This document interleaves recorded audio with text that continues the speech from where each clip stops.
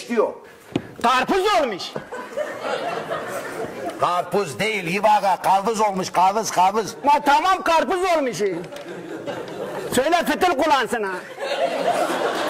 Ya o lafın da hakkına ya. Fitil kullansın, ben de oldum, ben de fitil kullandım ha. Ya hak. Fitil kullanmayınca geçmiyor ha. Tamam fındasın ha baş ha. Heh.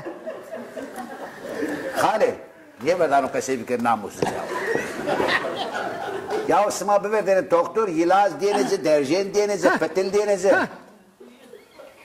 Çok fitil şey sıma destu. Sene fitil o. Fitil çılakaj. Hale, no fitil oynuyor, no yılaz oynuyor, aje bir çık amino. Ya bari o kılıf der ha. Ey güne ya kılıfla versene diyor tarlan o.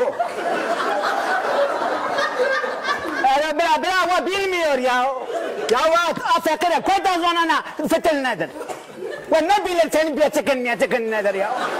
Ya o şuna bakma ha. Ya sen ona söyle, sen bana diyor gitsin doktordan kendine alsın ha. Gitmiyor ben onu getiririm ha.